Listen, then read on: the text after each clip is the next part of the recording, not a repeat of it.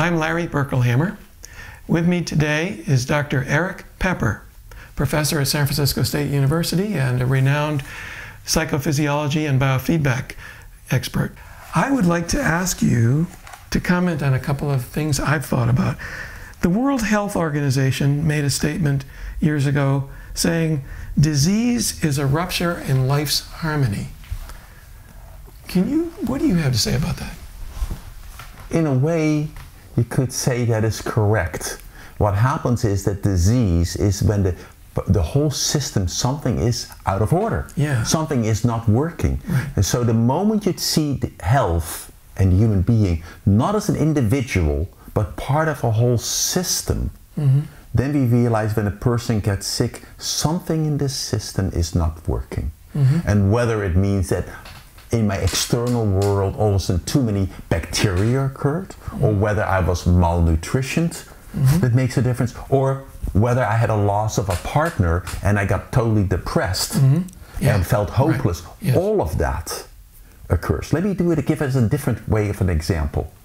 You know, many of us during the day, things drain our energy or gives us energy, right? We're doing an interview right now and I'm excited by your questions and my energy goes up.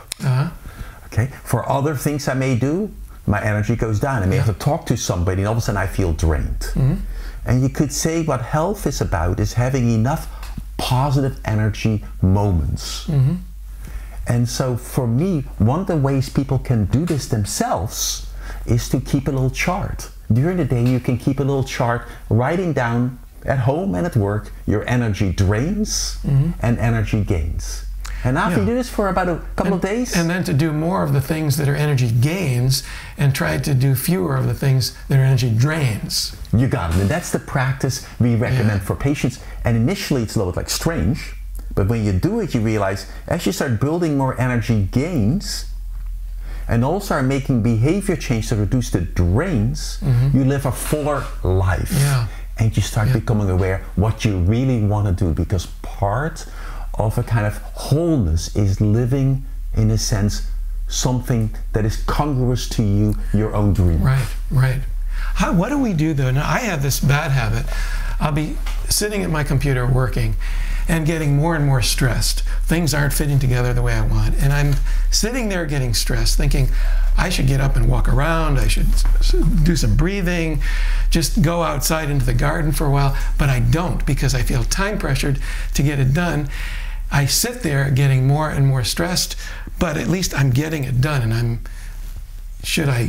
is there something I can do so I can continue to work at getting this done, while at the same time not letting my nervous system get completely into overdrive? Well, there are really two parts in that.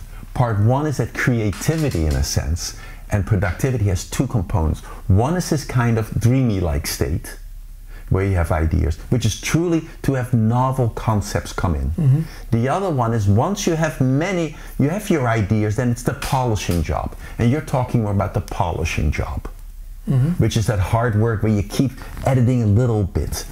What is really critical is to remember, when you get too tired, you just start making too many mistakes. And so here you almost have to use an act of consciousness and trust, because you really may not yet trust that it will occur, versus saying, I trust myself. The universe, as Einstein said, is a friendly place.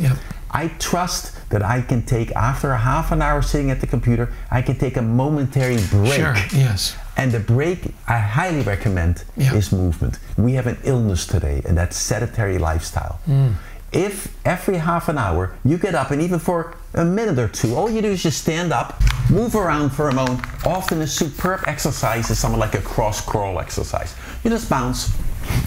Very skipping. You know, and then that's enough. Then you just sit back. And what is most interesting is your energy will go up significantly, and you'll feel better.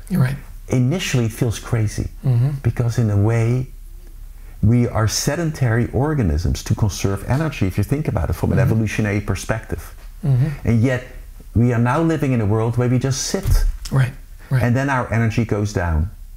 In earlier times, we would have gotten up again. We had no choice. There were things that had to get done immediately. And that gives you energy. Right. So Yeah. I would say two things in your answer. One, use some form of alarm clock to trigger it. Yeah. Or two, which works much better, have your partner interrupt you and say, make a behavioral contract with them. Yeah. Every half an hour, stop for 2 or 3 minutes, do some movement together. Yeah. If you do this, I will promise, truly, your energy will be significantly higher during the day. In our research studies, as one of the subjects said, when they interrupted themselves during the day many times, gosh, there's life after 5. Yeah. And what he meant Sure. was he used to come home and go, ugh. And this has physiological implications. If we are behaving in ways throughout the day that are draining our energy, that's not healthy. It's more likely we are going to develop a chronic illness than if we are taking care of ourselves, giving ourselves breaks throughout the day. And the most recent data, in fact, supports that. Yeah. That it shows, in fact, that even diabetes may be not just only our diet, it's probably more our sedentary lifestyle. Right. Yes. And that you can exercise for an hour every morning, and that's not enough. Correct. We need to do something physical throughout the day, interspersed with our sedentary work. Correct. Yeah. Again, thank you so much for joining me. Well, it's my pleasure. Yeah. Thank you.